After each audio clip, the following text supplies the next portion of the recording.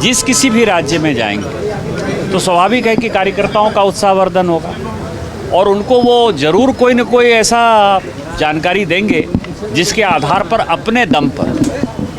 झारखंड का दर्द यह है कि अटल बिहारी वाजपेयी जी ने इस झारखंड को बनाया। साल 2000 से लेके आज तक हम लोग अपने दम पर जो है सरकार नहीं बना पाए। हम लोग कहीं न कहीं बैसाखी के साथ खड़े हैं।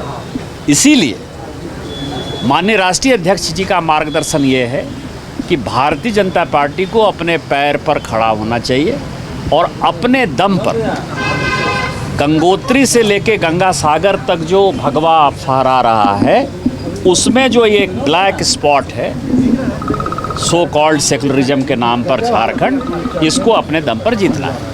यदि झारखंड मुक्ति मोर्चा दूसरा प्रत्याशी नहीं देता है तो आप मान के चलिए कि झारखंड के मुख्यमंत्री हेमंत सोरेन से कमज़ोर, लाचार और गिदड़ भभकी देने वाला कोई मुख्यमंत्री नहीं। बिहार में सीट नहीं दी जाती है, कहते हैं हम आरजेडी के साथ जो है बदला ले लेंगे। आरजेडी के मंत्री कंटिन्यू कर रहे हैं, है ना, कुछ नहीं कर पाए। आसाम में सीट नहीं दिया गया, बोला हम कांग्रेस को नेस्तनाबूद कर देंगे। कुछ चुनाव के लड़के आए, एक भी चुनाव जीत नहीं पाए, लेकिन कांग्रेसी जो है अभी भी सरकार का पार्ट है। यहाँ उन्होंने खुद घोषणा किया कि हम जो है, कल भी मैंने देखा झारखंड मुक्ति मोर्चा के प्रवक्ता का कि हम अपना उम्मीदवार, दोनों उम्मीदवार खड़ा करेंगे। कांग्रेस ने कहा ऐसी की तैसी, तुम मेरे बैसाखी के साथ खड़े हो। यदि उन्होंने दूसरा उम्मीदवार नहीं दिया तो आप मान कर चलिए कि लाचार, बेबस, कमज़ोर और गिदड़ भभकी देने वाले मुख्यमंत्री का नाम हेमंत सोरेन है। ऋषिकांत जी, जेएमएम के लोग कहते हैं कि आप लोग बंगाल में एसआईआर के माध्यम से सत्ता में कर जा रहा है, झारखंड में भी वही करना चाहते हैं आप। एसआईआर से क्या हो गया? एसआईआर बांग्लादेशी मुसलमानों के नाम पर जो है आपको चुनाव जीतने थे हम। जिसको हमने एसआईआर से नाम काटा बंगाल में, जिसका हमने एसआईआर से नाम इलेक्शन कमीशन ने काटा बिहार में, एक आदमी खड़ा होकर कहा कि मैं भारत का नागरिक हूं और मेरा नाम काट दिया गया। आप बांग्लादेशी के सहारे, आप पाकिस्तानी के सहारे चुनाव जीतना चाहते हो।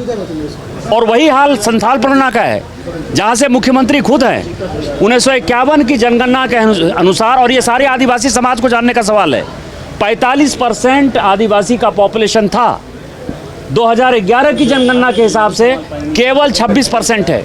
मुसलमानों की आबादी 9% था, आज वो लगभग 24-25% है। पूरे देश भर में मुसलमान की आबादी 4% बढ़ी।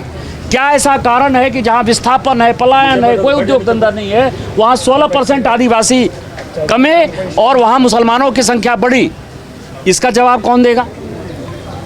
वो सभी बांग्लादेशी घुसपैठी हैं जो हमारे जल, जंगल, ज़मीन को ले लिए हैं, जो बांग्लादेशियों का जो है आदिवासी जो है कन्वर्सन कर रहे हैं। हमारे आदिवासी महिला का, बच्चों का बलात्कार करते हैं और उनके साथ ज़बरदस्ती शादी कर रहे हैं। जगह जगह पर जमाई टोला हो गया है।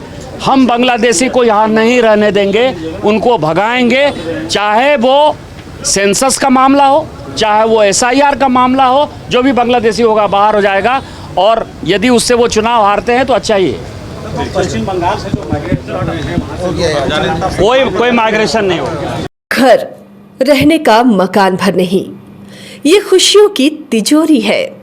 दरवाजे पर दस्तक देता पड़ोस, खिड़कियों से उमड़ आता आसमां, तारों में उलझी ऐसी ना जाने कितनी दास्तां।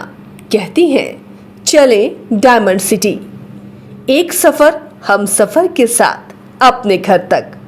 Diamond city, life long bonding, 500 से ज्यादा खुशहाल डायमंड परिवार। जल्दी करें, सिर्फ 200 फ्लैट बाकी। आज ही बुक करें अपना आशियाना।